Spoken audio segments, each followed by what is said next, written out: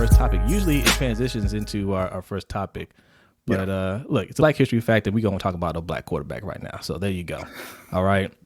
Let's get into it, guys. The disrespect of one Lamar Jackson.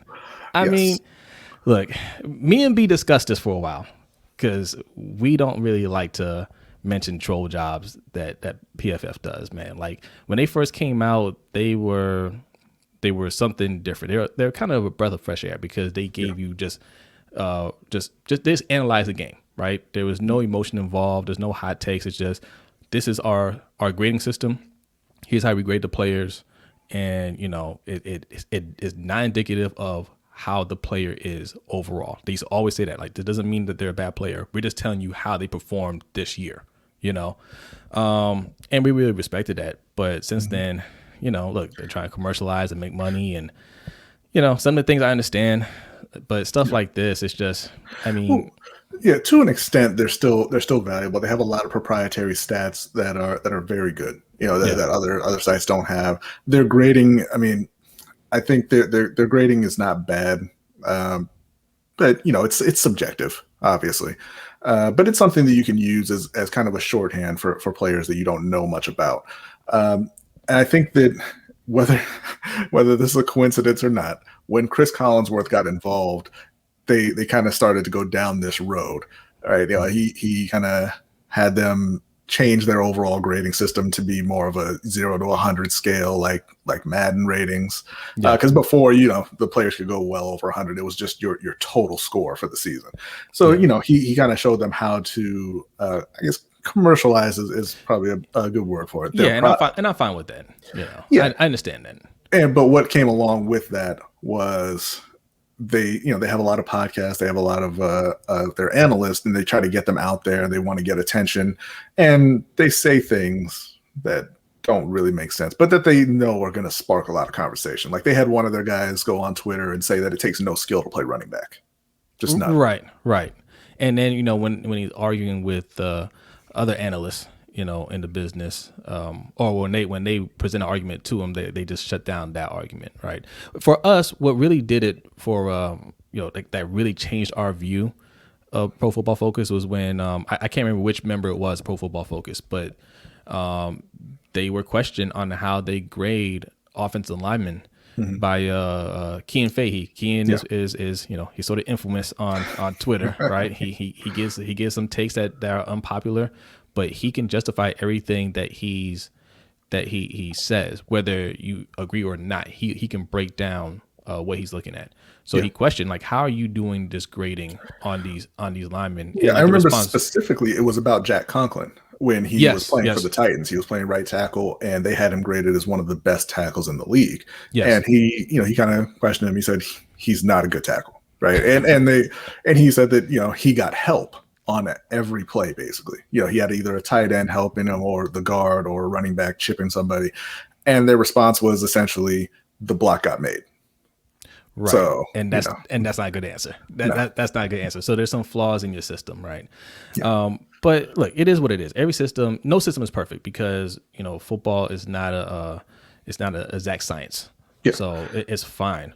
But stuff like this, man, you put out a top 50 list, you know what you're doing. It's summer, you know, it's slow right now in terms of football, and you need some clickbait. You need people to click on your site. Yeah, so I mean, I guess, you know, it's in the ticker there, but we should just say they put out their top 50 list, and Lamar Jackson was not on it. Yeah, they had, I believe it was 6 or 7 quarterbacks on the list, and Lamar didn't make the list. And they basically said that they think that those quarterbacks are better or are going to have a better season than Lamar Jackson. And I kind of look at it like, okay, you know, Lamar is a bit of a polarizing player, in large part because of PFF and people like them, you know, basically telling people he can't throw. But it's very similar to what they did with Cam Newton. You know that there's a segment of the fan base, the NFL fan base, that doesn't like him. So you're not really going to lose anything by just going after that player. Right. I mean, they said that Cam was probably the 5th or 6th best quarterback in the league the year he won MVP. Yeah. Like it's just, you know, they say stuff for shock value, and it is what it is. They're getting their clicks. Yeah. So I mean, we're going to address it, but basically it's one of those things, like, you just don't take it seriously, right? You want to have fun with it, that's fine. You're gonna have a certain set of people out there that are going to agree with it because they just don't like Lamar. Public, just fan wise, and in the media, right? Mm-hmm. In the media, especially because there's a lot of egg on some of these people's faces for how hard they went against Lamar in the beginning, right? Yeah. Even when it was obvious that he could play, they kind of stood on that side until it was painfully obvious that he's not only good, he's one of the best players in the league, and he had to shut up for a little bit. So last year when he had a down year with 26 touchdowns and 9 interceptions, right, and ran for 1,000 yards again, that's his down year. They felt like, okay, we can come back out and criticize him a little bit because he showed some flaws. I think this year he's going to have another MVP type of season. I think he's going to be one of the all-time greats when it's said and done. I don't worry about Lamar at all, and I really don't care what anybody says about him. Because here's the thing, guys, right? For everybody that's a Ravens fan out there, Ravens flock, when you have the man, it don't matter what anybody says, right? You don't have to defend him. Like he's going to do his thing. It's teams like, wait, is Punjet in the room? Like Cleveland. It's teams like Cleveland where you're not quite sure about Baker. And look, I'm not throwing shots at Baker, right? Baker might be good, but you're not 100% sure. Right. So when there's questions about him, he's playing for your team and you want to believe in him, you're gonna try to. You feel like you have to defend him a little bit, right? You have to justify some of the things that he does because you're not sure. Mm-hmm. But for Lamar, man, you can say what you want. I know Lamar's better than your quarterback. Unless you're a fan of the Chiefs, right. I know he's better than your quarterback. Yeah, I think you can't have Lamar. Realistically, I don't think you can put him lower than third. Like if you want to, argue, you'll still take Aaron Rodgers over him. Okay, but it's Mahomes and Rodgers, and that's it. Yeah. And in terms of just a player, not even talking about a quarterback, he's still got to be at the absolute worst in your top 10. Yeah. I mean, the way he dominates. I mean, he's been an incredibly efficient passer through his first few seasons, and he's been an absolutely dominant runner. Yeah. All right, let's read a couple. Oh, go ahead.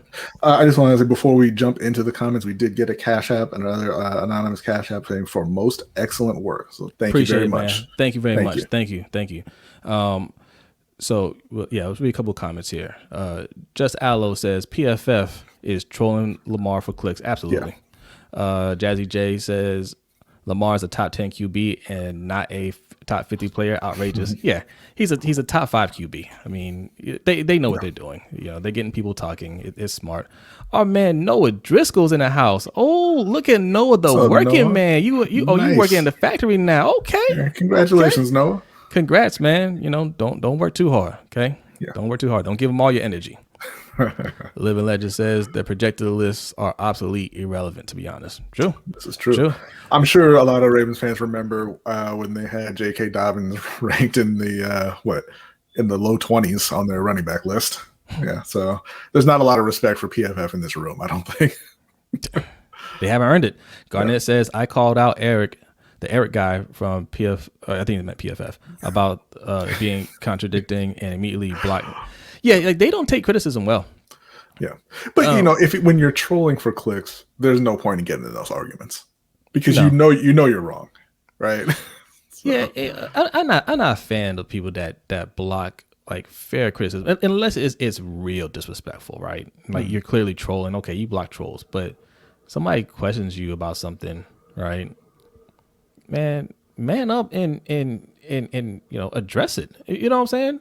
Or ignore it, but you don't block people. You know what I'm saying? Like you're getting bigger and bigger. That's gonna happen no matter what. Like the bigger you get, the more haters you're gonna get, whether it's warranted or not. Okay. Our man keeping it real. What's going on? Hey guys, make sure you check out Keeping It Real, man. He is covering the playoffs. I mean, great. You're doing a great job. I watch all your videos, man. He covers every single game. That was kind of our plan when the playoffs started. We're going to cover games, and then we got lazy with it. But Keeping It Real is on top of it, man. And he's a huge Ravens fan too. So make sure you're subscribed to him. Our guys from Off the Record podcast, Mikey is here. They turned Skip Bayless on us. Yes. Yeah. Z the Beast. What's going on? He said, "What's up, What's up, guys? Z? Hope all is well. Let's be real. The trolling they have 2 Ravens in the top 50, not named Lamar. It's BS. Yeah, they know what they're doing, man. Yeah. They know what they're doing." Ferris says Chris Collinsworth ruins everything. Oh, Yeah, not a fan of Collinsworth at all. yeah. Oh man, Dave on is here. Hold on. Oh man, look, there's a. Oh, Davon sees it. He says, "I see the new shirt." Okay. LB, look, guys, we're gonna wait, but we're gonna do a little ad spot right now. LBHT crew, okay? LBHT crew, get you some LBHT crew. Look, we're gonna show off some products later, all right? But you go to lbhtshow.com/shop and you can get a shirt just like this. All right, we're gonna talk more about that later on in the show. Just But, Allo says he just found a link on Daily Motion to the Let the Fire Burn documentary. Yeah, go ahead and post that. And if y'all want to check out the documentary about the move bombing in Philly in 1985, you definitely should check that out. Yep. Our man G Star 007 is in the house. What's going on? He says back-to-back 1,000 yards and 25 plus touchdowns. Yeah, I mean, like they know what it is because they like to discredit the rushing yards, but you know, what's his name from not Pro Football Focus, David. I'm drawing a blank now. From where? Football game plan. I don't know any David over there. I think that was his name. No, not David. Emery Hunt. Emery Hunt. Yeah. Emery Hunt. He made a good point about quarterbacks and what their job is. A quarterback's job is to advance the ball forward. Okay. Yeah. Whether it's passing or running, it's their job to advance the ball. Now, obviously, you know, you're going to get done most efficiently through passing. But if you can get it done with your feet too, you're doing your job. And Lamar just does that job well. And that's just a thing that, you know, NFL teams and NFL fans aren't used to seeing. Because for a very long time, black players were not allowed to play quarterback and white players don't play like that. Yep. It's kind of, you know, that's what it was. Like there weren't really athletic. I shouldn't even say white players. It's not even that. They don't think that athletic quarterbacks could make it. And it wasn't true, but that's what the league looked like for a long time. Yeah. You know, and now you're seeing more and more athletic quarterbacks. We crap on this guy a lot. Kirk Cousins can move, man. When he gets ready, he's not a great runner, but he's athletic. The other part of the disrespect was they put out their top 10 lists and he wasn't in the top 5. They had Kirk Cousins in the top 5 though, which is a complete joke. I mean, I believe they had him ranked ahead of Josh Allen, who is another really good runner. But I don't understand the Kirk Cousins love. I really don't. But my point is just that he, you know, on average, quarterbacks are much more athletic now, and they can add that as part of their game. And you see though, when it is Josh Allen, it's praised. Yeah. You know? Oh, speaking of, Attitude Pop makes this point right here. Shout out to Attitude Pop. Says, bro, what up? But Josh Allen has one winning season. Not everyone is saying he's the most gifted QB in the league. Yeah, I did see that article. I can't remember who wrote that, but somebody put that out there. He's the most gifted QB in the league, and they're gawking all over him. Yeah. I mean, you know what it is, man. Yeah. You know what it is. He was terrible in his first year, and he was everything that they said Lamar was in his first year, and Josh Allen's first year. Couldn't stand in the pocket, could only throw on a run, wildly inaccurate, run first mentality. Like he was all that. And what they do, look, and credit to Josh Allen, he did work on some stuff, right? Yeah. But they got him a lot of help. A lot of help. They got and help that black quarterbacks generally don't get. Yep. You know, when you look at Josh Allen, he's got that ability. Yeah, because I'm not going to say he doesn't have it. He's got a huge arm. He's very athletic. He is a good runner. And they looked at him and they said, "Man, this could be our guy. Let's surround him with talent." You know, when it's Mike Vick, when it's Cam Newton, when it's Randall Cunningham, when it's Lamar Jackson, when it's even to an extent Deshaun Watson. I mean, I know he had wide receivers, but it's okay. Well, these guys have all this ability. Let's let them carry the offense and let's put our money into the defense. You know? Yeah. It's the black quarterback syndrome. I call it that all the time. Every time you get a talented black quarterback, they feel like we don't have to. He can carry the load, and we can either just not putting more money into it or put the money on defense. And that's why we fight so hard to, defund the defense. Hashtag defund the defense, man. You invest in what your strength is. Lamar is your strength. Lamar's the one's going to get it done. So get him what he needs to succeed. Let's see. Oh, man. Vontae Thornton says Lamar have nothing to prove. Honestly, he proved it during his MVP season. I agree. Yeah. All there is left to do is win a Super Bowl. Yes, and most people don't win the Super Bowl. That's just a fact. Right. And Graven says, "Ooh, you getting into something now, Brodny? You getting into something?" And make sure you guys subscribe to Engraven too. Okay, I mean he's the man. I know you guys know Engraven. I know you know who Engraven is. All right, check him out. Lamar out here saving people's jobs. Absolutely. Josh Allen had his job saved by Sean McDermott. I wouldn't even say he had it saved. He was anointed by Sean McDermott.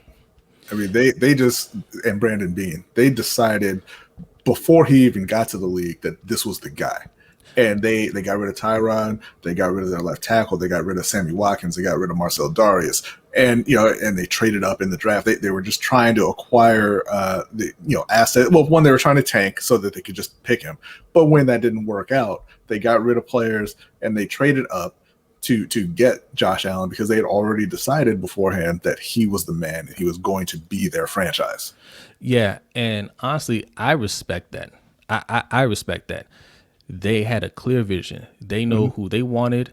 They said, we're going to get this guy and we're going to invest everything in him. And they were 100% in on Josh Allen. So there's no panic after his rookie year, right? His numbers weren't great at all. But they didn't care. They're like, look, whatever he needs, we're going to get it for him. And, we're going to live or die by this guy. And that's what you got to do, man. You got to throw all your support behind the quarterback. And again, man, there's quarterbacks that we look at in the league in the past that I say, man, if they had a coach that was really behind them, not saying they could be great, but they could be a lot more successful. And Vince Young is one of those players that I look at. Like if Jeff Fisher didn't want him from the get-go, he made it clear that he didn't want him, and it just never worked out. Yeah, and that's the benefit of having your coach and GM kind of being joined, being in lockstep, right? Because in most situations around the league, those guys are trying to save their own jobs, and their jobs aren't dependent on one another. Yeah. In Buffalo, I mean, I don't know this as fact, but in Buffalo, I believe that if Josh Allen fails, both those guys will be gone. So both of them have Josh Allen's best interest, in mind. Yeah, and John Harbaugh needs to think that way, right? Because the fact is, Lamar saved his job already. I think John Harbaugh was definitely at the door. Well, we don't need to speculate. Steve Bisciotti said it. Steve Bisciotti said it that going into that year that he was considering firing Harbaugh, but he decided against it. So I mean, that tells you everything you need to know right there. You're on the hot seat, and you were losing. Your team was losing before you brought Lamar into the game. So he saved your job. Now you need to win. They're about to pay Lamar a boatload of money. And once that happens, there is no excuse. Guys, let me tell you something. There will be no excuse. You cannot say, oh, well, it's the players got to step up, because we say that a lot. Oh, well, the players got to do something. It's not on the coaches. Yeah, that ain't going to work, because we had a chance to get players that can get the job done. And we decided to, keep our young guys and draft some more young guys. And you're saying Keith Williams. You're saying these coaches are gonna come in here and coach these guys up. Well, they better coach them up. You better coach them up, or you're gonna be out of here. You're all gonna be out of here if it doesn't happen. So they need to start, treating Lamar like their job depends on it. Okay. All right, let's read a couple more comments and we will get to the next topic.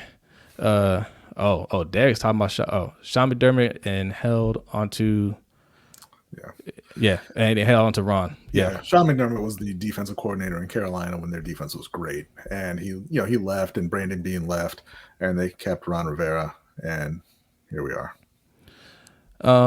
Z to B says it's clear hate and racism, nothing to do with his play. Oh, sorry about that. Because if you have eyes, we all know Lamar is legit one person. Look, when it comes to PFF, I don't think it has anything to do with like racism. I think, well, no. Let me rephrase that. I think they're playing off people's racism and biasness, right? I don't think necessarily that they're being racist. I think they know what gets clicks, if that makes sense. All right. Yeah, just Al says, yeah, already subbed to Engraving. I know you already subbed. You all better be subbed to Engraving. You better be subbed to Engraving. You better be subbed to Keeping It Real, Purple Rain Podcast, Sip to Tally Films. You better, the whole Ravens flock. And if you're a Panthers fan, Panthers Nation, make sure you sub to Panthers Nation Podcast. All right. Rashad and David, man, they doing big things over there. You better be subbed to these people, man. If you enjoy our content, you're going to love their content, man. So, support. It takes 2 seconds to hit that subscribe button, man. Subscribe. That's right. Eric L saying, why didn't Harbaugh develop Lamar more as a pocket passer as other rookie quarterbacks in their first couple of years? I watched Lamar in the 2018 preseason games, and he played well as a pocket passer. Yeah, Lamar doesn't have any problems as a pocket passer. He came in, fairly advanced. Yeah. Obviously, anybody coming in the league can get better. But I think to answer your question is he had to save Harbaugh's job. So, they were 4-5. If you remember in Lamar's rookie year with Joe Flacco, they had the top defense in the league. They were 4-5. Lamar comes in and they win 6 of the next 7 games because they said, Lamar, go make plays for us. Please win these games. Please save our jobs. Yeah. Yeah. And that's really it. And they repaid him by not getting him wide receivers. Like there's a saying in the NFL that, you don't develop in the NFL, right? Like you have to come in there ready to play. It's not a coach's job to really develop you at that point. You got to kind of put in the work yourself. And this is why. Because yes, there are some coaches in the NFL that can help you develop, but really they just need you, the player, to help them keep their jobs. Right. A lot of times they don't have that much time, even though they say it, especially for quarterbacks. Oh yeah, we're gonna sit him for a year, or he's not gonna play this year. We're gonna let him develop. That quarterback always comes in and takes over because they need that player to start performing in order to save their jobs. Lamar Jackson wasn't supposed to be the starter, right? And things weren't working out, and they needed a change. I know Flacco got hurt. He got hurt. He was too hurt to play anymore. And Lamar came in and did exactly what they drafted him to do. And they're not changing anything because it's been working. Yeah. So it's a detriment to Lamar in a way that, what he's doing is working enough for them to keep winning. You kind of need to have a bad year for it to shake up, and hopefully they get a coach that comes in and really opens up the playbook so he can display all his talents. All right. The NFL is a very conservative league, man. Like they're not going to try anything new if they don't have to. Yeah. It's a back against the wall league. Like until your back's against the wall, you're just going to do what you're comfortable doing. Yeah. Yeah. Garnett says right here, we run a sophisticated high school offense in all honesty. You stop our best player, which is our quarterback, you win. Now, the good thing for us is not anymore, Garnett. Not anymore. Not now that Rashad Bateman's there. Oh, Rashad Bateman. That's Garnett's guy, Rashad Bateman. That's right. That's right. Those days are done. Yeah. Rhea says, so you telling me coaches don't want to coach? Interesting. Yeah. What my take is. I've said it on the show before. In the NFL, probably in NBA too. I would say at least half of the league, from position coaches to head coaches to definitely front office. It might be even more than 50%. At least half the league is not qualified for that job. Yeah. You have coaches out there that have no business being coaches. It's because that league is all about nepotism. It's not about what you know. It's 100% about who you know. So, these guys get jobs based off of who they know, who they're related to. And some of these guys have no idea what they're doing. Yeah. And what happens is, it shows on the field. You're running plays and you're just like, well, what is that? Everybody knows it's not going to work. Players are getting mad, right? Because coaches aren't getting fired, and you're wondering what's going on. We're not winning. GMs, keep their jobs, even though Aaron Rodgers says get rid of that GM. He doesn't know what he's doing, right? Yeah, the front office, that side of the field, like the athlete has to be good. There's no getting around it. You have to be able to play to last in the league. If you can't play, you're not gonna last. You can't coach, you can last for a long time. Yeah. You're not good at running a team, you can last for a long time. That side of the ball is not about being professional. Yeah. Well, and particularly when it comes to coaches, it's like I always say, it's like a lot of the guys in the league, they know how to play a song on the piano, but they don't know how to play piano, right? That's why you always hear about coaching trees, because they come up from the time they're very young. Some of them in their early 20s, you're coming up under the same coach in the same system. Even if you change jobs, you're getting hired by people who run that same system, who learned it from people that and you just learn how to do things a certain way. You don't know how to adjust. You don't know how to run an offense. You don't know how to run a defense. You know how to do it the way Andy Reid told you. Yeah. You know how to run the team the way Bill Belichick showed you. Yeah. Right. So you're not actually good at what you do. You were trained by somebody who's good at what they do, and you're good. In a lot of cases, not good, but you do your best imitation of them. Yeah. And that's why you get a lot of the same tropes, right, for black quarterbacks, the same thought process when it comes to black quarterbacks, because it's passed down from generation to generation, right? Not cerebral, right? Even I don't think Harbaugh believes he views black quarterbacks that way. I think it's a subconscious thing. It's ingrained in him. It's because it's been passed down, right? It gets passed down over time. Every coach that he's had has probably had that train of thought, right? Or, most of the coaches. And I think he kind of, without really thinking about it, just coaches that way, or allows him to be coached that way, instead of thinking outside the box like Andy Reid. Because Andy Reid probably had that train of thought at one point, and then he's just like, nah, man, let's open up this playbook, let Mahomes be Mahomes, right? I did that with Donovan McNabb. Yeah. I came close, and I could have done more. I'm not going to make that same mistake with Mahomes. Andy absolutely learned from his time with Donovan. Yeah. But most coaches don't. Right. And losing can do that for you, right? Because he got close, he didn't win, whereas Harbaugh won early. Yeah. He won early, and he feels like, well, I don't have to change. Can't tell Harbaugh nothing. Yeah. Keeping it real, says a person's, I think you mean perception, is their reality. They see the Ravens rely on Lamar's legs, so people assume that the Ravens don't believe in his ability to throw. Hopefully this perception changes this season. Absolutely. Yeah, I think that is true, but I also think that it is the fact that the Ravens don't go out and get talent at wide receiver. It kind of fuels that perception as well. Yeah. Obviously they went and got Sammy Watkins and Bateman and Tylan Wallace this year. So hopefully, like you said, hopefully that changes. But I think it's a bit of both. They're doing what they needed to do to win games, because you take Lamar out of Baltimore, it's not a very good team. But it's also the fact that they didn't do enough. They didn't go out of their way to improve the offense around him. Nope, they didn't. That's why that perception kind of lingers. Yep. Shout out to King Opugo, man. I see you in here. People don't see how much Lamar compensates for our coaching. That's absolutely true. That's absolutely true.